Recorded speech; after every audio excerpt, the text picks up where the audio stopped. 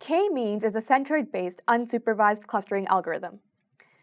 It creates up to a target K number of clusters and groups similar members together in a cluster. The objective is to minimize intra-cluster distances.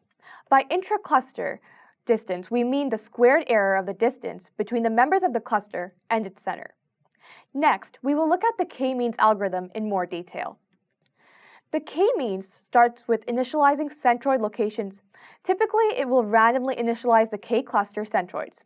Each centroid conceptually represents a cluster. Next, based on the current centroid location, it will assign each member to a cluster. The assignment of membership is based on the Euclidean distance from the centroids. Members are assigned to a cluster represented by the closest centroid. Next, K-means will compute the new cluster centroids based on current cluster membership. As a result, the centroid locations are likely to change. The next step is to check for convergence. There are different types of convergence criteria. For example, one criteria is to check how much did the centroid location change as a result of new cluster membership. If the total change in centroid location is less than a given tolerance, it will assume convergence and stop. The other criteria is simply based on a fixed number of iterations. If the convergence criteria is not met, it will iterate starting with step number 2. If the convergence criteria is met, it will stop iterating. The K-means algorithm module that you will be using in the following lab has several configuration parameters. Let's review the most important parameters of the module. The first parameter is defining the number of centroids. It is the number of clusters you want the algorithm to begin with.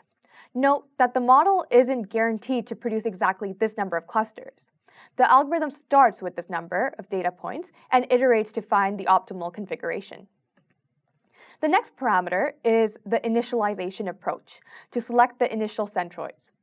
The options for initialization are first n, random, or K-means ++ algorithm.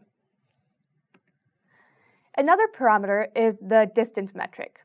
The default used in the module is the Euclidean distance. The normalized features uses the min-max normalizer to scale the numeric data point from 0 to 1. The assign label mode can be used only if your dataset already has a label column. The idea is that you can optionally use the label values to guide the selection of the clusters. Another use of the label column is to fill missing values. If any rows are missing a label, the value is imputed by using other features. You can also ask the K-means module to fix the label column values by replacing them with the predicted label values, using the label of the point that is closest to the current centroid. The last parameter is the number of iterations. This number dictates the number of times the algorithm should iterate over the training data before it finalizes the selection of centroids.